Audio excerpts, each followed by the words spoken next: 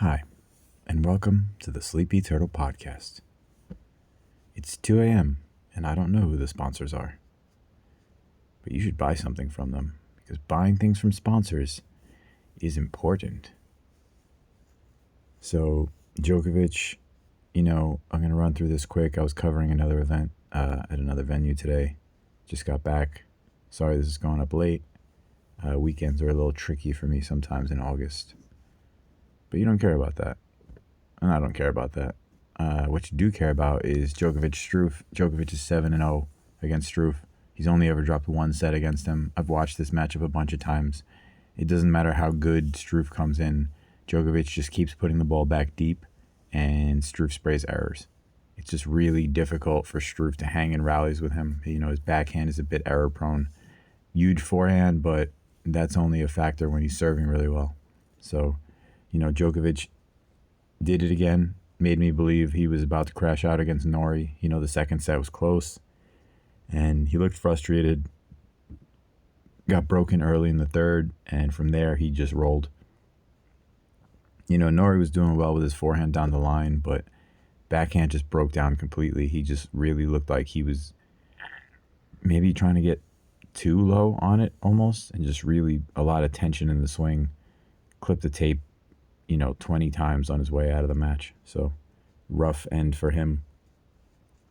Djokovic being a good returner, being familiar with Struff, I think, just gets him by. It's a good, favorable matchup for him, and great run for Struff. But I felt like the Tiafoe loss had more to do with Tiafoe than Struff.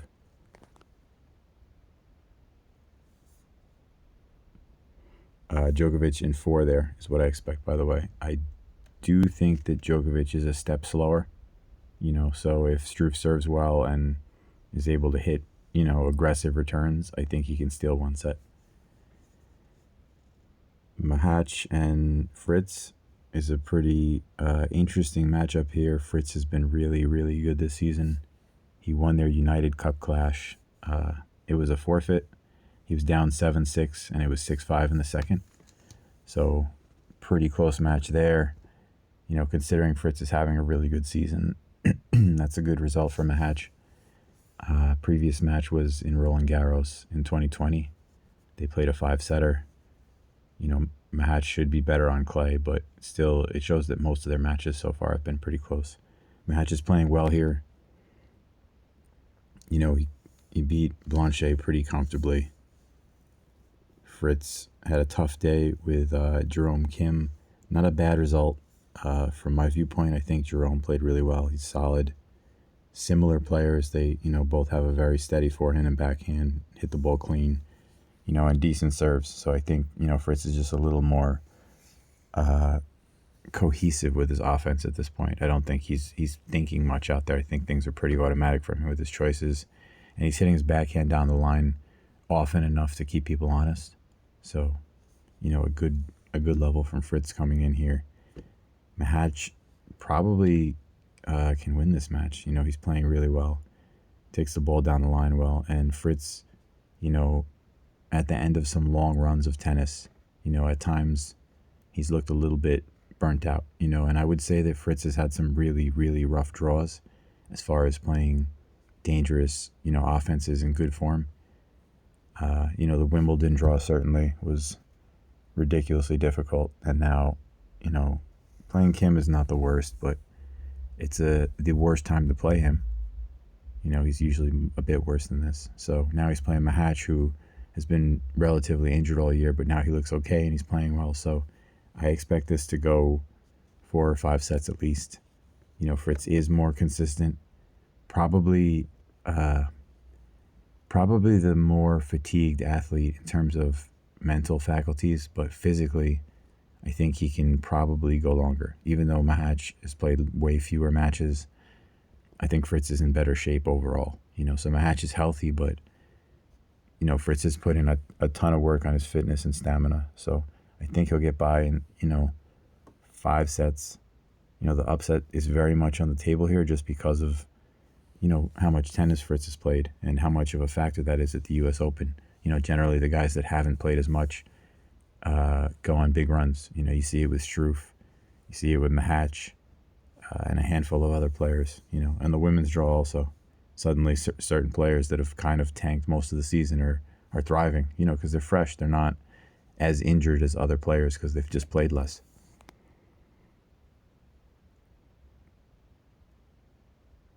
Mannarino Lehechka should be good. Mannarino got pretty lucky against Shelton. Shelton looked a bit confused in the second set in particular. Maybe his shoulder was already bothering him, but he was bailing out of rallies pretty quickly. He looked a bit confused on what to do to kind of deal with Mannarino. Didn't want to, it could have been the shoulder issue, but he didn't look like he wanted to put in the work. And it kind of looked like an early Shelton match, where his forehand isn't totally reliable and he's trying to hit his way through the opponent. Hard to do with Mannarino when he's playing well. You really have to just grind him down and trust that your, shot technique is gonna get you through. It seems like Mannarino isn't going to miss, but if you keep driving the ball with topspin, it's hard for him to really beat you in a rally. So just a question of how much work you're willing to put in. Terrible for Shelton to have that injury issue. I think in particular he had said, he knows he's hitting the ball huge and he's not sure how long he'll be able to do that. So, in light of players like Raonic and Thiem, these guys and Delpo, these guys that hit the ball really hard seem to get injured. There is a thing, at the top level of racket sports where you're able to swing harder than your body is able to take. And, measuring that and holding off is tricky. It's obviously fun to rip the ball. It just seems like at this point, Shelton may have hit a wall. Hopefully he just recovers. He is in great shape. So, the shoulder can heal. A lot of muscle is built around it there. So if it's just soreness from overuse, great, take some time off. But it's always scary to me to see, the biggest hitters suffer the injuries you expect, because it kind of signals to me, at least, that you were overdoing it a bit. So I like Lehechka here. I think he serves well enough to get by. He hits the ball pretty hard in the baseline rallies, and really big hitters are what tend to give Mannarino trouble. The flip side is I think Lehechka's defense isn't great. He does have a decent slice backhand, but on the forehand side, I think he'll have a little trouble with Mannarino's backhand. It's just hard to produce from there, and Lehechka can struggle with length and timing a little bit. He's playing well this tournament, but straight sets against Collignon is a good result, but this is a big step up. So I think, Mannarino loses in 5. Could be 4 if Lehechka serves well. But even with the injury issue, I feel like Mannarino was doing well in that match, and he's been doing well throughout the tournament.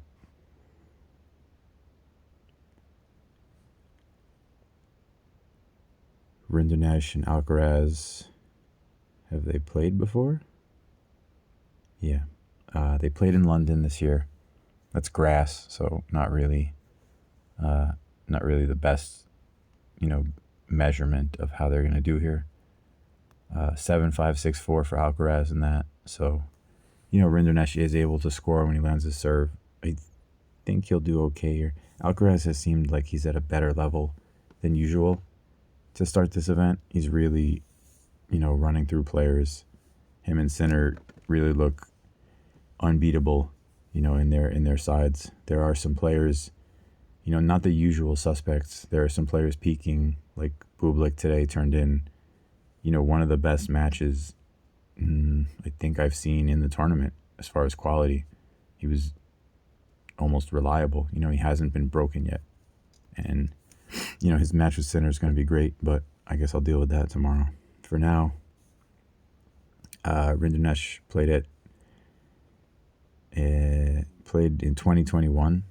They played in the U.S. Open, him and Alcaraz, and Rinderknech took a set. So, I do think Alcaraz is not the greatest returner all the time. He puts a ton of returns in play, but he can get a little aggressive. He can, vary his return position. So there is always a chance that you get the set.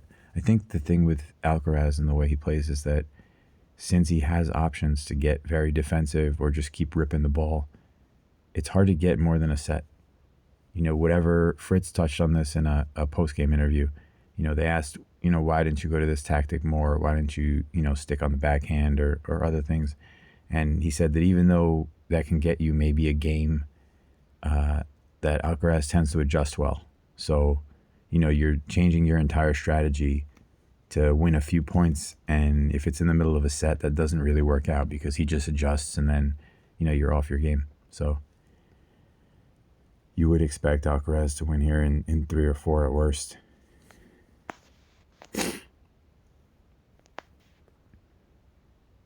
Oh, I'm going to sleep. Oh, man, I'm going to sleep. Oh, I can't wait to sleep. It's going to be great. I'm going to sleep.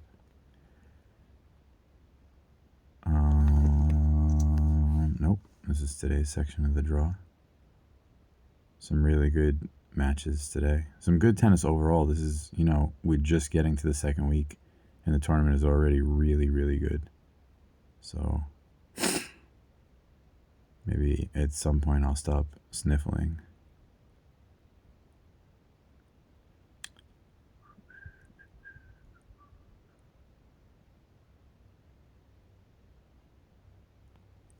Yeah, so this is today. Even though I just scrolled by it. But I'm pretty cooked at this point.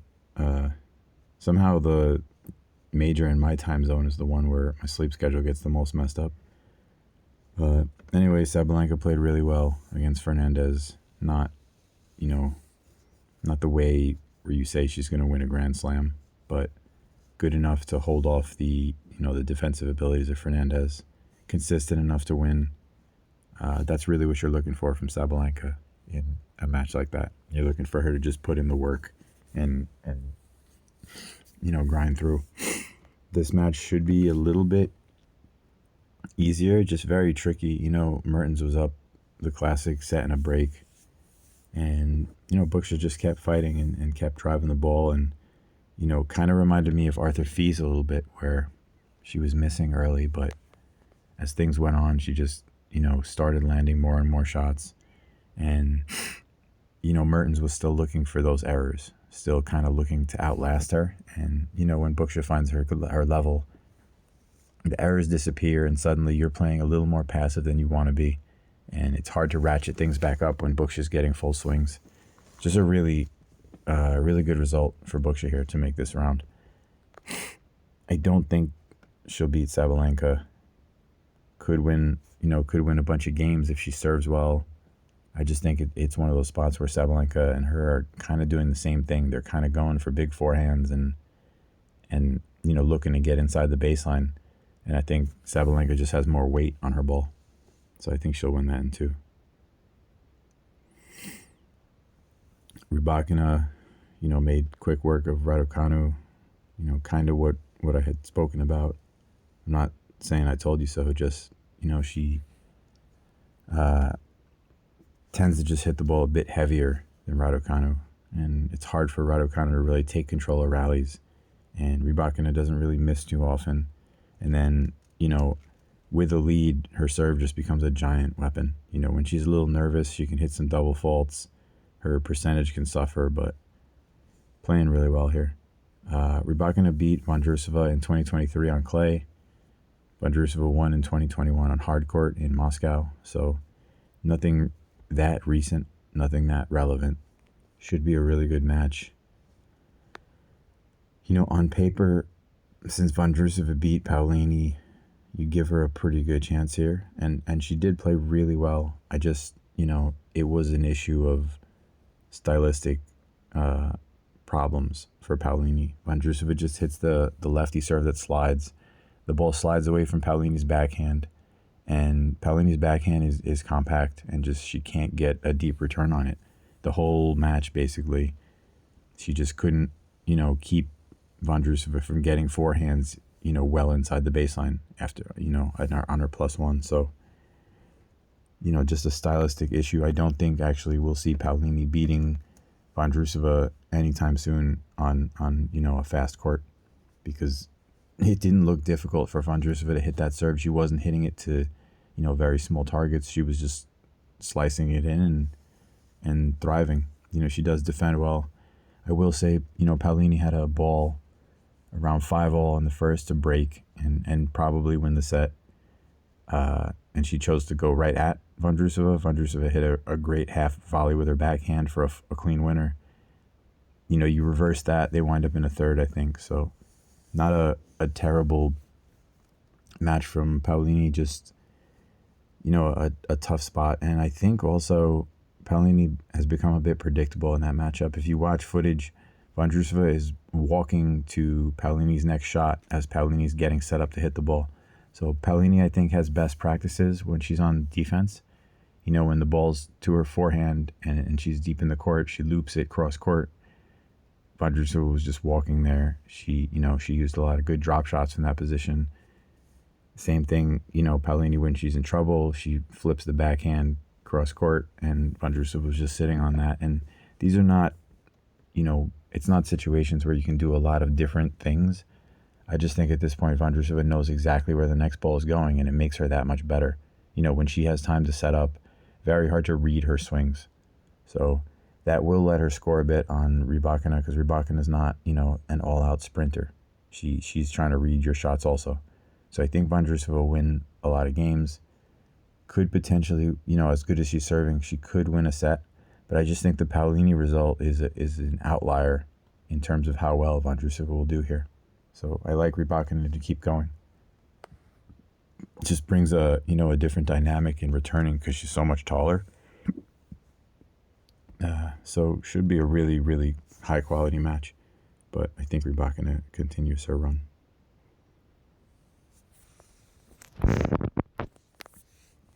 Pegula and Lee just played each other at the French. Pegula won 7-5, 6-3. So this one, very hard to suggest a scoreline that wouldn't be possible here. Pegula was down pretty bad against Azarenka in the second set, managed to come back and win. Azarenka played well in the second set, but still, I think it shows the classic thing with Pegula, that it's never really as easy as it might be expected to be. Her game can kind of go away. Hits the ball very flat, so when her opponent's hitting good shots, it's just hard for her to hit a winner, and she still kind of goes for it. I guess that's good in the long run, but sometimes it's a bit of a struggle. Ann Lee beat Priscilla Hahn. It was a very offensive minded match. Good results for her. She hasn't lost in a while. Hits the ball pretty huge when she has the opportunity. You expect Pegula to be the one who's dominating things defensively, the one who's getting free points off of errors.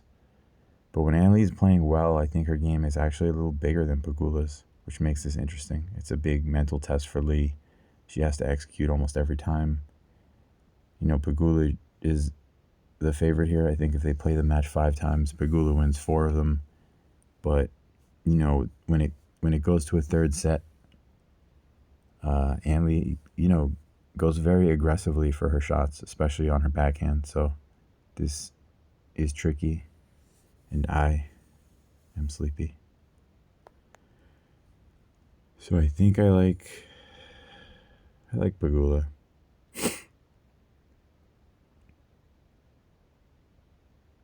Krejcikova Townsend, going to be a great match. Krejcikova was pretty lucky to beat Navarro.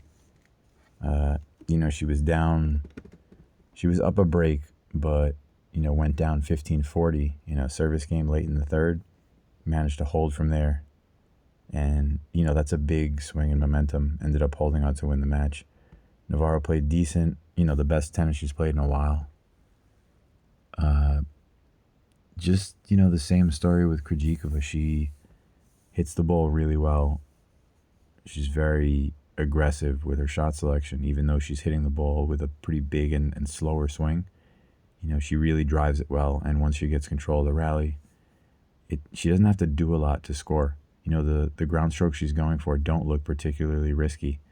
And she has a pretty good serve, a lot of bend on her tee serve from the ad side, which is not so common in the women's game. So she's giving people looks they're not used to. She's hitting the ball heavy, and she has a lot of skill. If there is an intangible there for her, it's, she can make some defensive plays when she has to, and it's frustrating when you're playing a player who, their mobility is not great, but they're putting the ball back in tricky spots, with the squash gets, and they're able to hit lobs when you come to net. Overall, I think she should win this match. The way Townsend's playing right now, it's hard to say she's going to just disappear, and her offense and Krejcikova's lack of speed make things tricky. The crowd is going to get involved. The crowd tonight was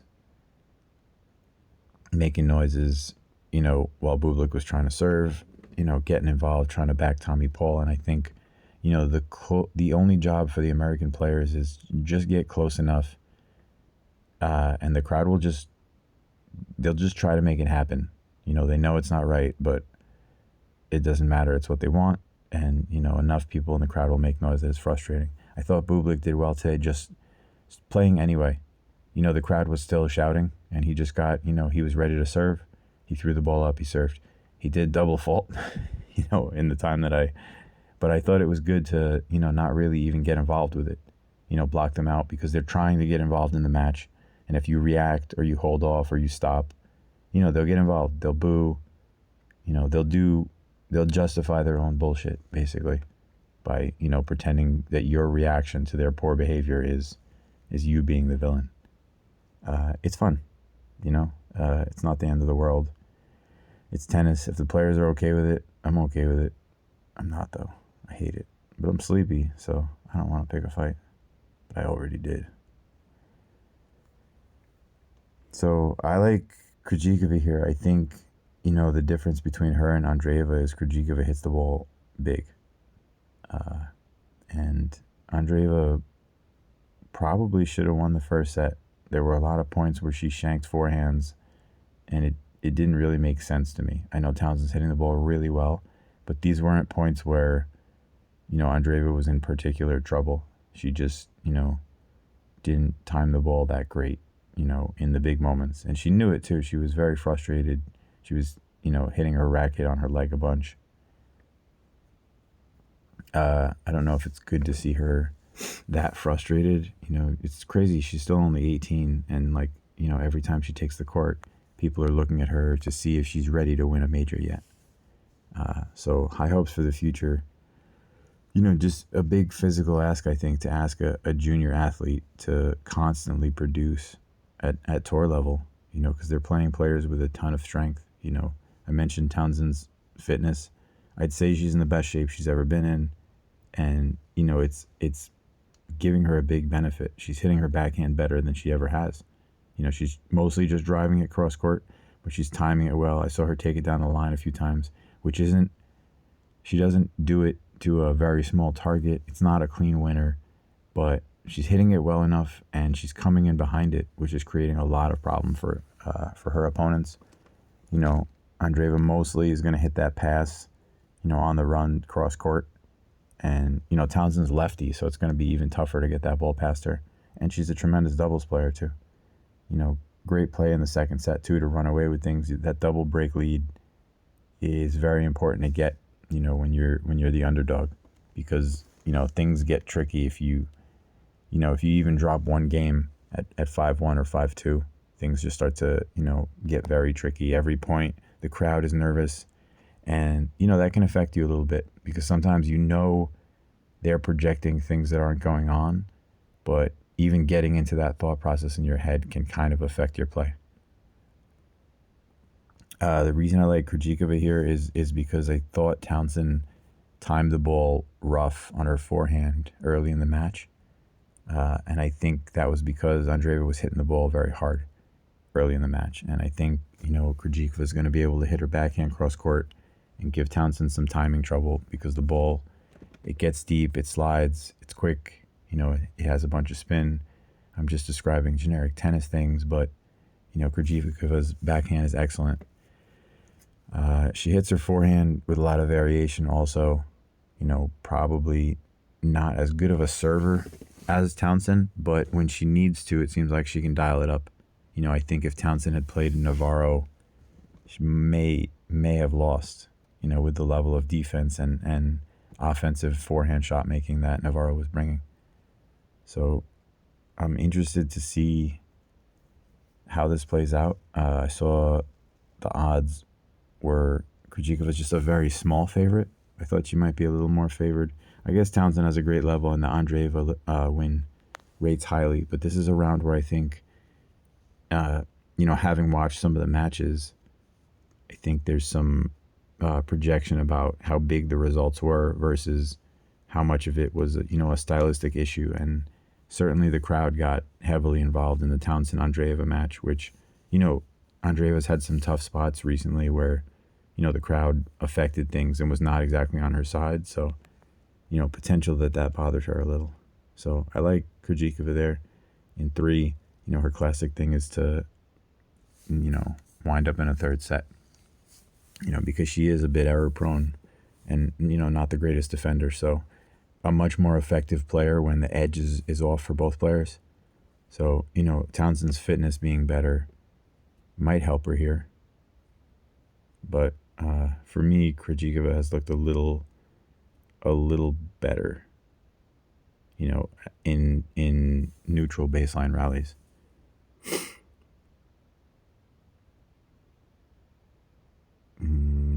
Kostyuk and Mukova. Ooh, I am sleepy.